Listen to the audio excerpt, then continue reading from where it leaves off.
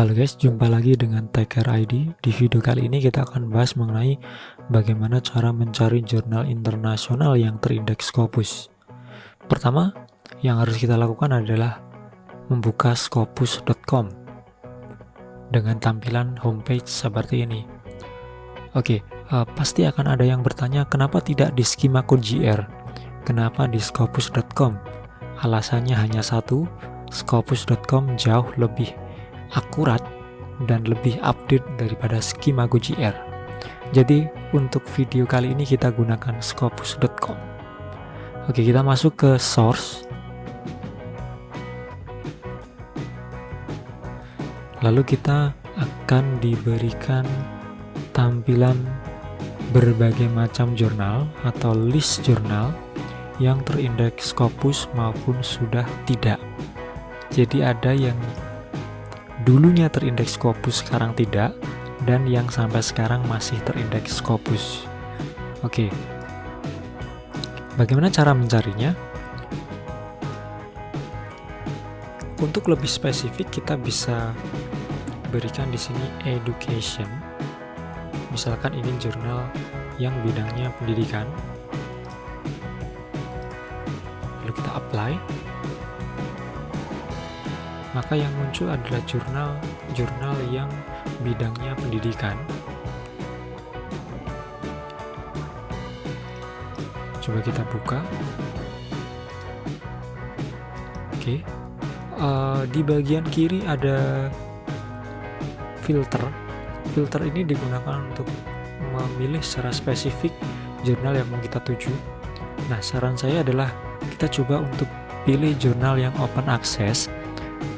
Alasannya adalah kita bisa download artikel secara gratis dan kita bisa pelajari artikel seperti apa yang dimau oleh jurnal tersebut. Lalu untuk pilihan view-nya sementara biarkan dulu, source-nya jurnal, apply. Oke. Kita akan coba pilih satu. Pastinya ini nanti Q1. Saya akan jelaskan nanti perbedaan Q1, Q2, Q3, dan Q4. Kita coba pilih yang Q2 sekarang. Q2. Oke, misalkan ini. Sekarang Q3.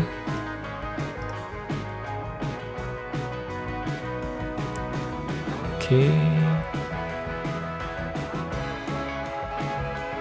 Ini. Lalu Q4. Oke, apply. Oke, ini Q4. Oke, sekarang kita akan cek satu persatu. Pertama di Educational Research Review. Yang perlu kita lihat sekarang adalah coverage year-nya. Jika coverage year-nya sampai dengan 2019, maka dia masih berada di Scopus. Cek yang lainnya, ini juga masih berada di Scopus. Ini juga. Lalu ini, perlu di-refresh.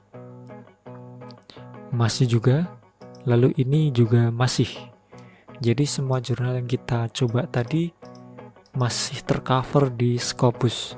Tapi kalau misalkan tahunnya yang ini kurang dari 2019, misalkan 2017, 2018, 2015, maka dia sudah tidak tercover di Scopus. Kita harus cari yang lain. Oke, sekarang bagaimana cara melihat hue-nya?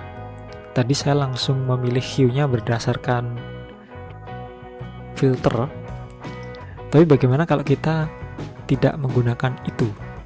Oke, kita klik Site Score Rank and Trend. Maka di bagian sebelah kanan akan ada grafik. Oke, grafik ini terdiri dari 4 baris. Baris 1, baris 2, baris 3, dan baris 4. Masing-masing baris mewakili kuartilnya. Jadi kalau baris yang paling atas itu nilainya sekitar 75 sampai dengan 100, maka dia berada di kuartil 1. Baris kedua nilainya 50 sampai 75, maka dia berada di kuartil 2. Baris ketiga nilainya 25 sampai 50, maka dia berada di kuartil 3. Baris keempat nilainya 0 sampai 25, maka dia berada di kuartil 4. Nilai yang saya maksud adalah nilai persentil. Ya, nilai persentil, dan yang kita lihat adalah titik yang terakhir pada tahun yang terakhir. Meskipun ini 2018, itu tidak ada masalah karena algoritmanya adalah menghitung 1 tahun yang telah berjalan ya. Jadi dia update-nya memang 2 tahun sekali. Oke.